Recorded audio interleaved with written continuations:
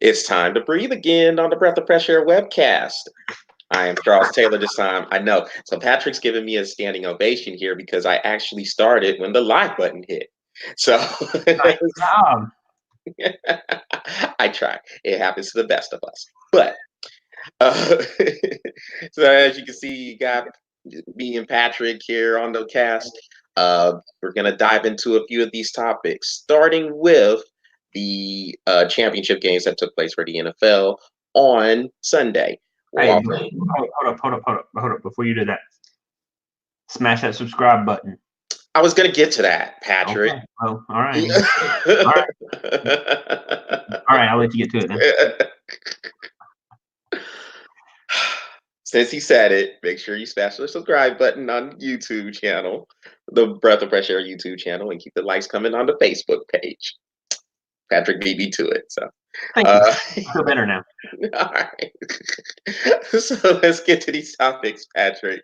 So the topics we're going to be talking about are the championship games that took place on Sunday, the pay-per-view or Conor McGregor coming back to the octagon from the UFC, and people complaining about the money they spent for the pay-per-view, and we'll talk about the Hall of Fame.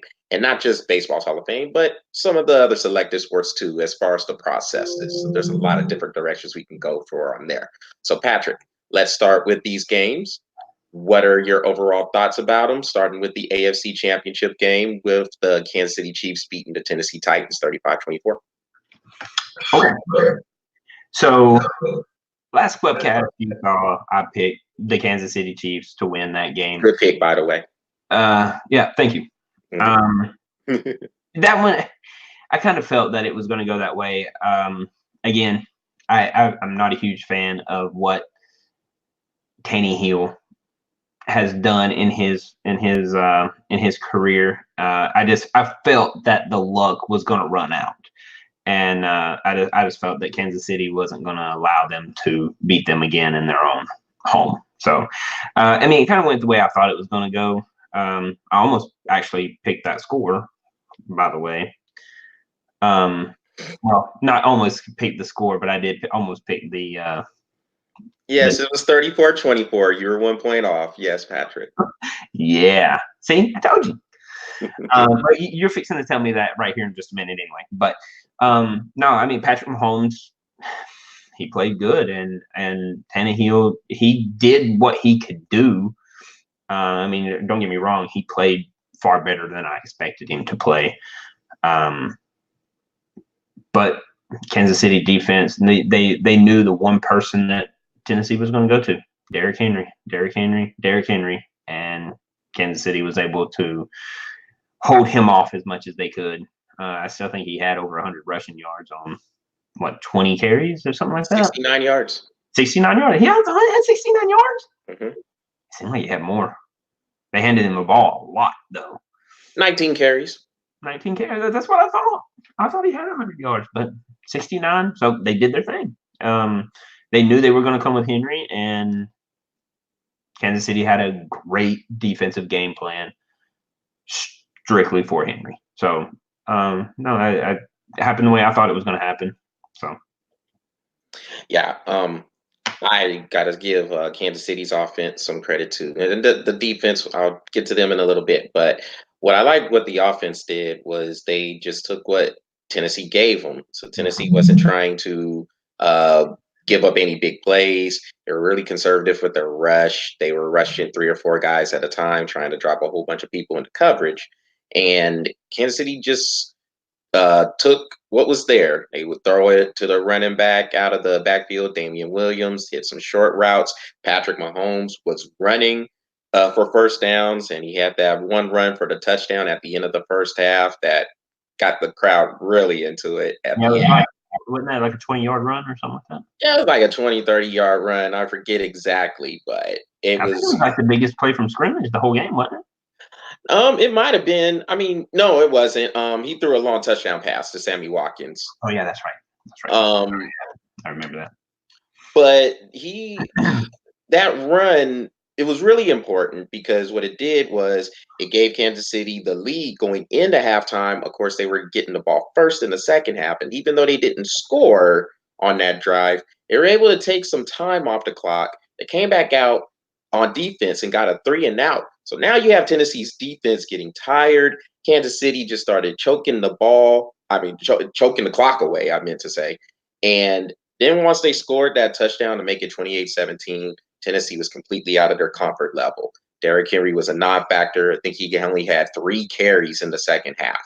And they made the Titans panic. Yeah, give them that. I mean, they completely just stopped trying to run the ball. It got into Tannehill's hands, and and like you said, he wasn't able to make enough plays. So I got to give Kansas City credit there. Their defense definitely stepped up against the run, and once they were able to eliminate that threat, then it was just pretty much track stances going after Tannehill, and so yeah, I mean Kansas City, they surprised me. Of course, I had Tennessee winning the game. I didn't think Kansas City was going to win, but I was wrong. So good pick on your part. Thank you. All right. Well, do you have anything to add? Nope. All right. Well, City took care of business, man. Let's take care of business. all right. Well, let's get to the NFC side where you had the San Francisco 49ers, my team, of course, beating the brakes off of Green Bay, off the Packers. And that game wasn't even as close as the score even said. No, it wasn't. This was complete manhandling, really. I mean, the running game for San Francisco just took the game over. Kyle Shanahan just said, we're just going to keep running the ball. Jimmy Garoppolo threw 8 passes, literally 8 passes in the game. But it was just, yeah, 6 for 8. Yeah, oh, yeah, 75%. Nice. But Raheem Mostert, monster game, over 200 yards rushing. Debo Samuel was getting some rushing yards in there. It was a dominant performance. And then the defense, the line was putting good pressure on Aaron Rodgers, and those numbers that he ended up finishing with, it was garbage time numbers. And I like Aaron Rodgers, but they were down 27-0 at the end of the first half. So, so you know me, Patrick. And by the way, look, I wasn't as close as you were on the score of the Titans and Chiefs game. I was just a field goal off, though. I had no, actually, no. I was off a little bit on the scores because I had 34. No, I had 34-20. Yes, so I got Green Bay score right. Yeah, the Titans winning 27-24. Yes. Yep. So I had 37 or 34-20. Yeah, 34-20, and I missed it by a field goal. It's all right, man. It's cool, but I was close. What are your thoughts on the game? I mean, let me start off with saying good pick on your hand. Thanks. That game. Look, we said it in our last webcast. Anytime you have Aaron Rodgers, you're always in the game. Except for that game. Dude, Aaron Rodgers, from the first possession, after he made that one pass that was incomplete, he never felt comfortable. He was never comfortable in that game, ever. Constantly running for his life. God, I think San Francisco had 6 sacks total in that game? I think we had 3, but we got a lot of pressure on him too. You got a lot of pressure? No, yeah, well, your man only got 3. I swear, dude, I thought he got sacked 20 times. He was knocking him down. Rodgers, he at least did 60 push-ups. He got his workout in. So he did not have to go home and run on his Peloton treadmill. He just needed to go home and ice his knees because he did a lot of setups and a lot of push-ups getting off that ground. Let me tell you. But didn't go anywhere where I thought it was going to go. I thought Green Bay had a little bit more in the tank, but you could tell they were just totally outclassed. They were outmatched. if you said anything about Green Bay that would have veered in any way that they were going to win, either on the offense side or the defense side or special teams, San Francisco made you look like a complete ass. That's probably what it is. San Francisco came to play, dude, and like I was telling you before we started this, I thought they were for real when they ended the season 13-3. I thought they were for real then, bro. I did not know that they were like for real, for real. I mean, they bring in 110, and they're not stopping. They're hungry, man. And like I told you, man, even in the last webcast, I was like, I hope they win because it would be nice to see them. I just didn't think they were going. Look. I'm not a 49ers fan. I'm a Falcons fan. We'll keep that under wraps. No, represent that. You're okay. Oh, dude, so bad. We're not talking about them. But San Francisco, man, they are hungry, and you know what? That's the Falcons right there. Just so you know, you're welcome for your championship. They're just hungry, man. And Green Bay had no answer for anything. I don't care what it was. Green Bay had no answer for anything. And if Green Bay was cooking brownies, San Francisco had an answer for them. Yeah. Didn't matter what they were doing. Cooking brownies, making popsicles, playing football. Green Bay got their butts handed to them. That's what that is. Anyway, I'm done. But good pick. Well, I'll just say this before you move on, man. I think in both of these games, it was the case of the better team winning. Even Kansas City, they were the better team than Tennessee. And then San Francisco was the better team than Green Bay. And I think when we do get to the Super Bowl in about a week and a half, that this is going to be a pretty good matchup, man. I think these are the best two teams playing. Mm-hmm. So it should be pretty exciting when that time comes. So, well, Patrick, already got my pick. Yeah, me too. But we won't. I'm not gonna say nothing. Keep them on the edge of their seat. So, anything else to cover with these games? Nope. Just it's going to be one heck of a Super Bowl. I can tell you that.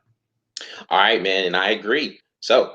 Let's move on to this next topic here. I guess we'll dive into the Conor McGregor fight. All right, so Conor McGregor came in and he beat Donald Cerrone, the Cowboy, in 40 seconds. Now, the fight in and of itself, that's not really what we're trying to discuss here. I mean, we know McGregor, he looked impressive, and then we'll see what happens later on with who he's going to fight. Okay. Bro, he's training for this match for 8 months. So we get that. All right, he won. What I want to talk about, though, Patrick, is how everybody wants to complain once they spent the however much it was, the $65, $70 it was, and now they're mad that the fight went 40 seconds. I just have to say this before you jump in. Get over it, people. This is what you get. If you guys want to go ahead and order this pay-per-view and spend that money, that's fine. But you should always be aware the fight may end quickly. And if it does, you can't get mad at that. You can't get mad at that at all. If you really wanted to cut that down, then maybe you should have got your lazy ass out and went to some bar or went to a Buffalo Wild Wings or went to another bar or a restaurant. That is your fault. All right, I'm done. I just wanted to rant a little bit. Okay. Can I get to rant now? All right. It's as simple as this. Don't buy pay-per-view. Ever. Look, people buy pay-per-view. Dude, people been arguing over this crap for years. What about the fights with Mike Tyson? Oh, Mike Tyson knocked him out in one punch. Well, don't spend your money on the crap. Dude, those things were like $150 a pop. Just making money off them like, hey, pop, game over. I just made $150 in 2 seconds. $150 million in 2 seconds. That's gravy. Look, if you're going to complain about it, don't spend the money.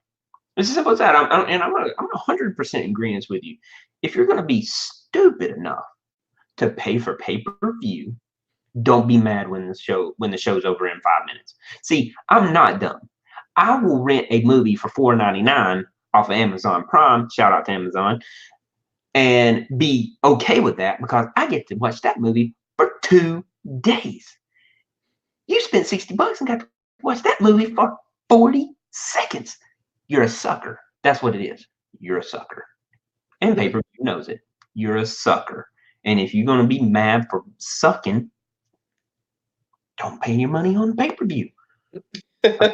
Mike Tyson was beating everybody's butt when he was punching people out. Don't be mad. Yeah, you have to. you have to be willing. I said, I mean, my friend and I, we went out to this spot called Texas Live. It's in Arlington, and we it was, I think, $10. It was $10 to get in there, and they were showing the whole thing, the preliminary card and all that. And I mean, that's fine. It had $10 or whatnot, and then you have you a beer or two, whatever the case, decently, whatever. That's cool. So I feel like, hey, if you don't want to spend that money, hey, you know what it is, you know what it's gonna be. I get it. Y'all want to stay home, y'all want to chill, y'all want to kick it and enjoy it from the comfort of your home. If that's your choice, don't get upset. Don't want to hear anybody crying. Oh my gosh, I can't believe I spent $69.99 on this and it was only 40 seconds. Ha! Ha! That's all I could do. Ha! God, I'd take that stupid money. Money spends is just as well as smart money. Exactly, man. So that's where I'm at with it. I just think it's just funny because, like you said, it happens every time there's a big fight and it ends quickly. Everybody wants to say, "Hey, wasted my money." Well, get what you pay for, I guess. Get what you pay for. Get what you pay for. Oh well. You want pay-per-view to refund your money? Pay-per-view's going. Nope. You're the one that bought it. But you know what? I wouldn't buy pay-per-view even if I knew for a fact, and they're guaranteeing it. This match will go 3 rounds, guaranteed. If it doesn't go 3 rounds, we will give you your money back. I still wouldn't buy it. I don't trust pay-per-view. I mean, look, I've been on that side. I mean, because I bought pay-per-views, just kind of sitting there chilling, just Never was bought being one. lazy and stuff. But I'm not gonna get upset at that. Look, I mean, I bought the pay-per-view. All right, hopefully, I hope it's a long fight. I hope it's worth it. But if not, hey, okay, then that's 50, 60, $70 gone. All right, well, it's on the bill. I better make sure. Never paid for pay-per-view in my life. I won't do it. I don't trust it. Oh shoot. Well, Patrick, is there anything else to add besides us just getting loose on people who are upset for no reason? Don't get mad when you get robbed. That's all I'm saying. And robs you. That's all they are. The only difference out of them and somebody robbing you at gunpoint is they don't have a gun. All right. Good analogy. I like it. Well, so, all right. Well, Patrick, let's move on to the Hall of Fame, Major League Baseball's Hall of Fame specifically, but we'll talk about some of the processes to some of these other Hall of Fames as well. So today, Derek Jeter and Larry Walker got into the Hall of Fame. Mm-hmm. All right. So congratulations to them. Great honor. I mean, Derek Jeter was almost a unanimous vote. Larry Walker, I think this was his 10th time in the ballot. This was his final time he could be on the ballot, and he got in there. So definitely props to him. This is like the 100th time. Yeah. I do. I literally think it's 10 times. Yeah, you can only go 10 times. If you don't get in by the 10th time, and they actually talked about lowering that to 8, but I don't think that ever happened. But no, you only get to go 10 times. If you don't make it in the 10th time, it's a wrap. Yeah. So the thing is, congratulations to those two for getting in. The topic came up again as it has in previous years. Will Barry Bonds and Roger Clemens, will these guys see a day where they can get into the Hall of Fame? And when you're looking at everything that happened last week, and there's still probably going to be some fallout from the punishments laid down for the sign stealing scandal involving the Houston Astros, where do you stand on those players getting in? So I'm talking specifically about Barry Bonds and Roger Clemens because these writers, these old school, whatever traditionalist writers who vote on the Hall of Fame, they sent the clear message: hey, you took steroids, or not necessarily. I mean, because with the Barry Bonds, I mean, that's questionable. We still don't know definitively if he just took the steroids. I mean, he took, I don't know, some cream. He took it. Okay, yeah. So on the list. I mean, I'll tell you. You finish. I'll go on my rant. No, it's all good. No, because the thing is, you wonder if they're going to get in there. The writers have sent a clear message they're not really trying to put them in. But is taking steroids or PEDs any worse than what the Astros were accused of? I mean, that's the question I would ask, because these are great players on the Houston Astros, particularly Jose Altuve. And he's probably on his way to a Hall of Fame career. Is that going to be an asterisk on his because I mean, he was part of the team that won the World Series in 2017, who was specifically named in this cheating scandal or sign stealing scandal.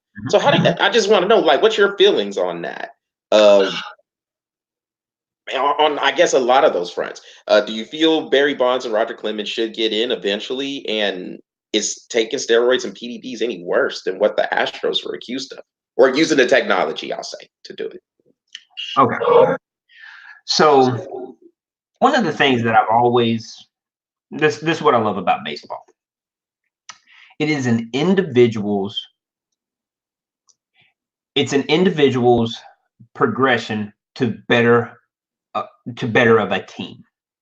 Which means, what I mean by that is I have to do my own individual growth for the growth of a team. It's not like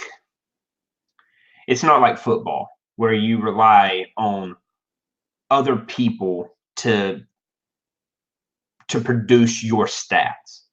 I'm not relying on a quarterback to give me the ball as much as he can to improve my stats. What improves my stats is me hitting the ball, is me fielding the ball, and creating less mistakes than the other person beside me. You know what I mean? Or in my position. So it's an individual effort to a better part of it, to better a team. Now, don't get me wrong, there is many other sports that will have a little bit of that, but baseball is the definition of that. And it's like this. If you take PEDs, you're absolutely not supposed to, should not be in the Hall of Fame, because and I want people to look at this from many different perspectives, because that perspective that when you put an asterisk beside a person's name, if my son wanted to play baseball, he's going to ask, and I went over this many times before in previous webcasts. If my son asked me, well, why is there an asterisk on it? I have to tell him it's because he took drugs to enhance his play, and he got in the Hall of Fame because he was a professional baseball player. Without having to say anything, my son now looks at me and says, oh, so it's okay to take drugs, and I'm still going to be known for being one of the best in the entire world. No, that's not how that's supposed to work. Now, when it comes to a team, look, I can't penalize players if they're doing the right thing. Now, I'm not saying everybody was doing the right thing on the Houston Astros, but I can't penalize every player for what a team has done, because I'm not saying every player was involved. Not every player was involved. Maybe every player was involved. I don't know. But I would put an asterisk beside every World Series that the Astros won until I know they're not doing it anymore.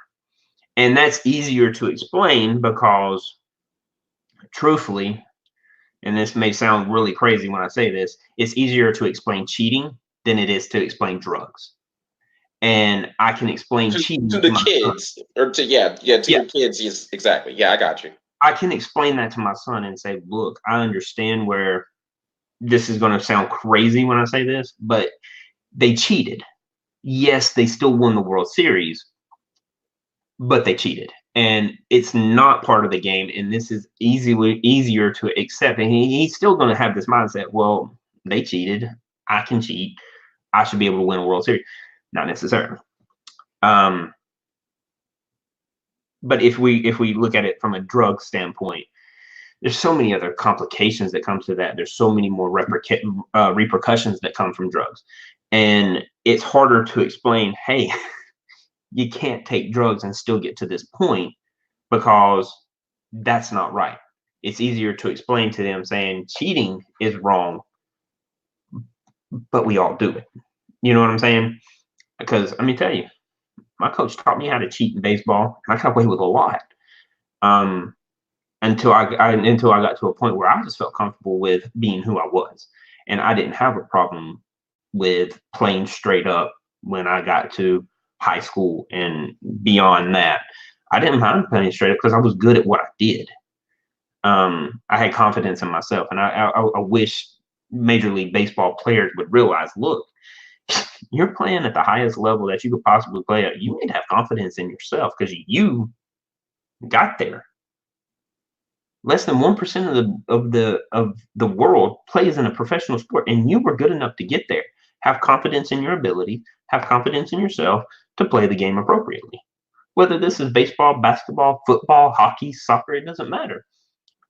Just have the faith and the confidence in yourself to know that you've accomplished that and you can play at that level. But I mean, I would point blank, if you're in a PED, don't even put your name in the ballot, because if it was up to me, I wouldn't vote you in. Period. I don't care if they say, well, we're gonna increase it to 20 times. I don't give a crap. If you're taking PEDs, you're not in the Hall of Fame. And if you are cheating, unfortunately, there's nothing I really can do about that.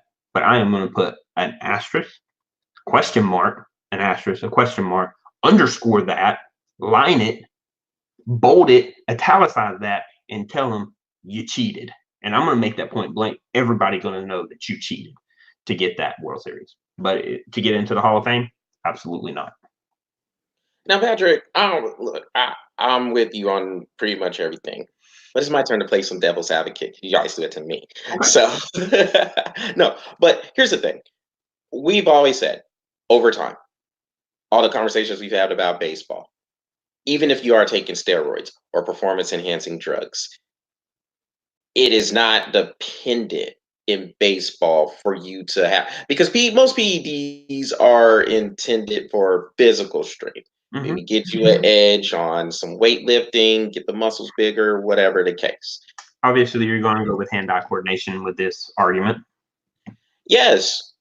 So you got your hand-eye coordination that you need, because you still have to hit a baseball, a circular small object with, in essence, a glorified stick. So if you are one of these hitters who have to do that, and it's difficult enough seeing how you might not know it's coming.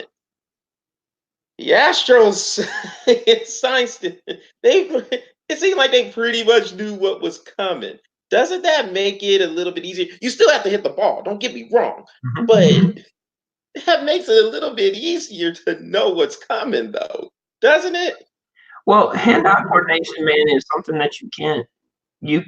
I've never heard of it. You possibly could, I guess, but you can't use drugs to enhance that. It's all about eye vision, and I mean, I guess in that case, if you if you're wearing contacts, I guess that would be a PED, I guess, or a performance enhancing because your eye vision, I guess. But anyway, it's as simple as this, though.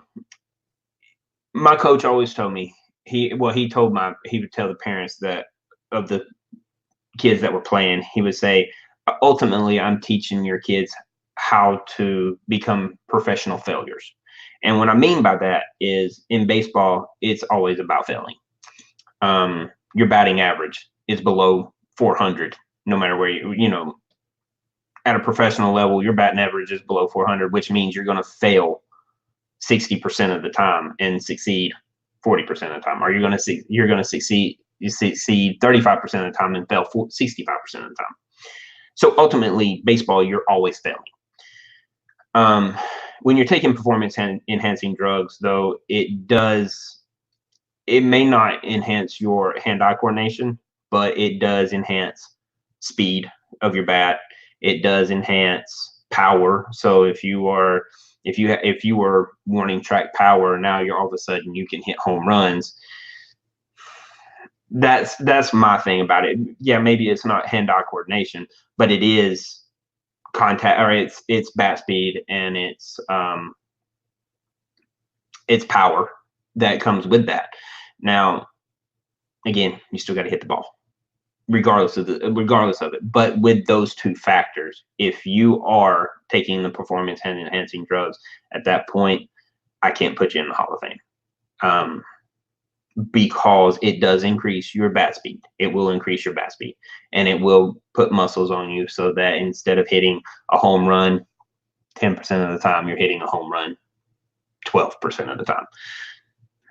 It is what it is. If you're willing to take the risk and take drugs, be willing to take the risk that you're going to lose your Hall of Fame as well. Yeah, and I mean, look, the policies now, especially now, I mean, they're clear. So, I mean, if you're doing it, then yeah, I mean, it's your own damn fault. So no, I'm with you, man. I mean, I just kind of wanted to get your opinion on what exactly is worse, and if it does come down to one of these players going up for the Hall of Fame, do you put an asterisk next to them, and like, how does that compare to PED usage? And I just kind of wanted to get your thought process on that. I mean, when it comes to cheating, I guess, I mean, I would allow an asterisk to go in if you're cheating. I mean, I would, yes. But drugs, I can't do it. There's so many laws that says you shouldn't be doing drugs, you shouldn't be doing this, you shouldn't be doing that, and only a handful of states right now is even okay with marijuana. And I've done a shorty on marijuana a couple weeks ago, and I mean, marijuana is not, to me, it's not doing anything as far as enhancing, but there is laws that state you cannot smoke marijuana. So with that being said, you have to follow the laws. And to me, cheating is bad. Don't get me wrong, but it wouldn't deter my vote from a Hall of Fame. Asterisk, yes, but not deter my vote from a Hall of Fame. PEDs, on the other hand, that would. All right. Well, let's wrap that topic up. And Patrick, we have one more before we get on out of here. Let's talk about Tom Brady for a little bit. Now, we have all off season to talk about Tom Brady, but I mean, people are going crazy because they saw him down in Las Vegas. He was talking to, I guess, the owner of the the Las Vegas Raiders now, Mark Davis, with this terrible haircut. And there's there's all these rumors running rampant about where he could play next year because he's for the first time in his career, he is actually an unrestricted free agent. So, Patrick, I'm just going to say this, and then you can say what you want. But to me, I don't see him going anywhere. I know there's these stories about him selling a house, moving into a house, whatever, whatever, whatever. To me, he's either going to stay in New England or he's going to retire. That's just my personal opinion on it. I don't see him playing in LA to play with the Chargers. Why would he want to do that? Well, I don't see him playing for the Raiders. Why would he want to do that? The only thing that they're really putting onto this is just really it's marketing. That's what it is. Both of these teams strategically are moving into new stadiums. In the Raiders' cases, they're moving to a new city. So why wouldn't you, I guess, as the marketing team, want to have Tom Brady be the face of that?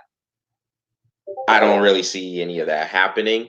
It could, it's possible, but those are the two options for me. Either he stays in New England, sign a year deal, whatever, or he retires. And if you are the Chargers and Raiders, if you do decide to bring him on, what are you going to sign him for? How long? He's 40, he's 80 years old.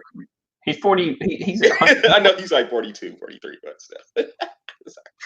Are you ready for my opinion? Yes. I agree with you. Where's he going to go?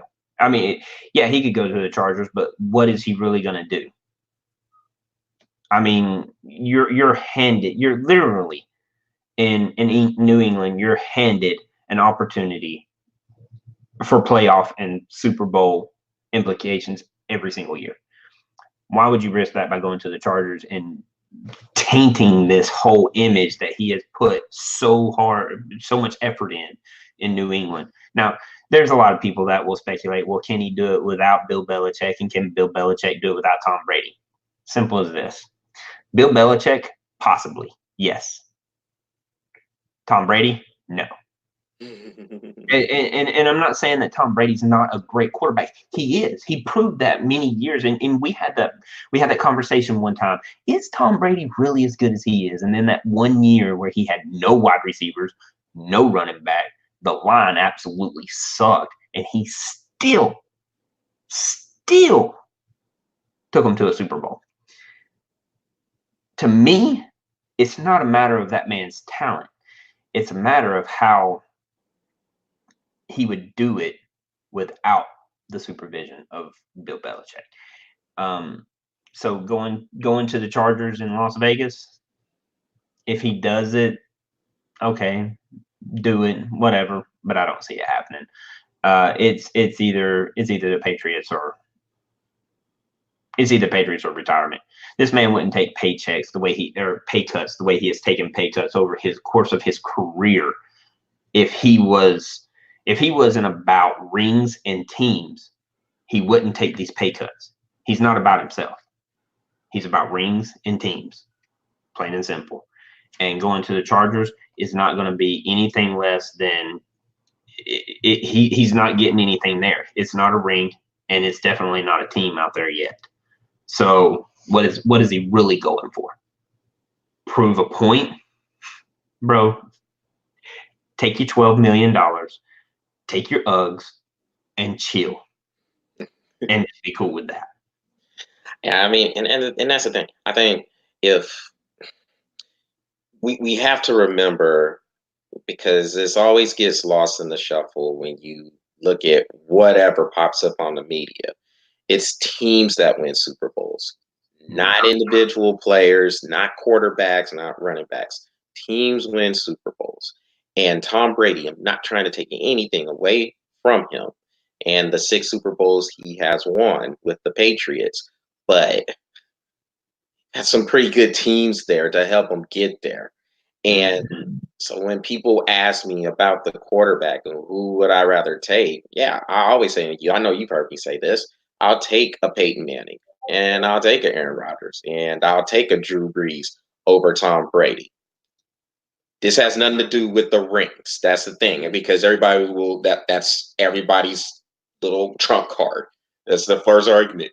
Well, who has more rings? Well, look, moron, if you really want to look into if you want to look deep into it, instead of just having this whole entire take about his rings, understand he had great lines.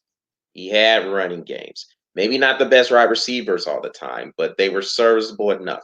The defense was solid. Some of those years they were top 10, maybe top 5. I mean, these are good teams, and that's what's going to win Super Bowls. Our teams. Year he won it without, or that he went deep. I can't remember if he won the Super Bowl or not. That year that he didn't have an offense, that his defense was ranked number 1. I mean, You remember that because like the Falcons had to play that defense and it sucked because they didn't score any points. and then second half anyway.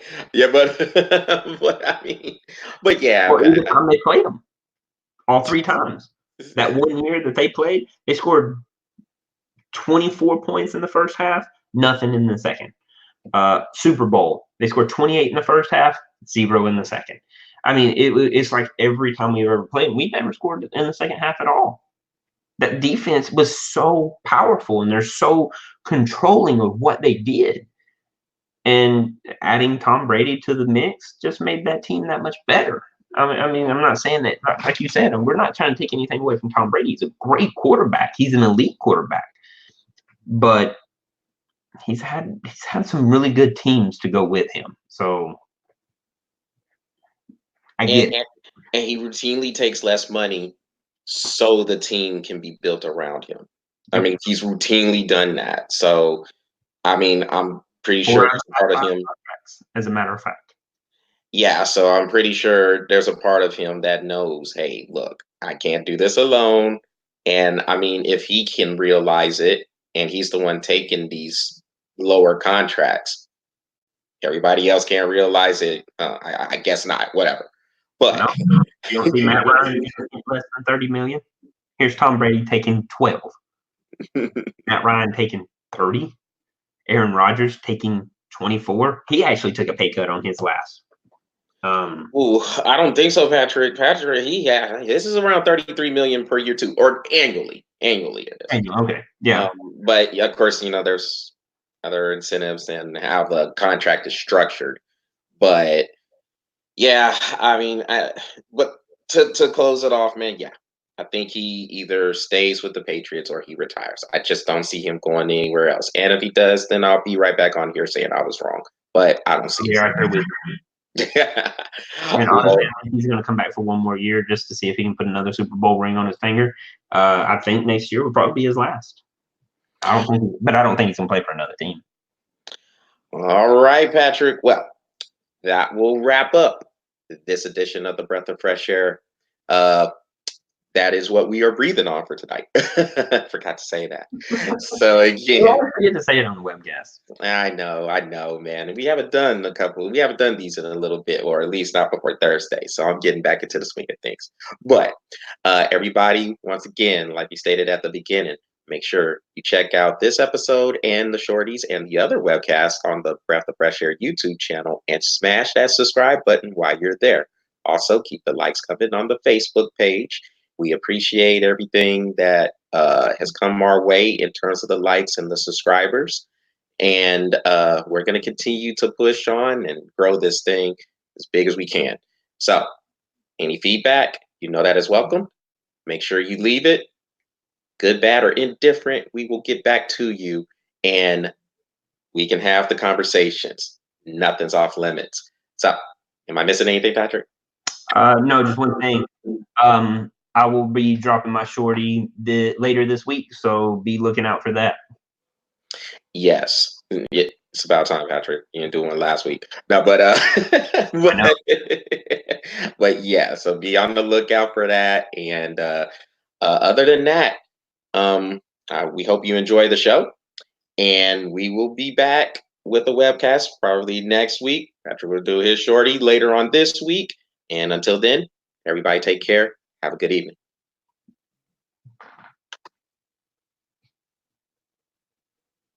Wait for it. Wait for it. And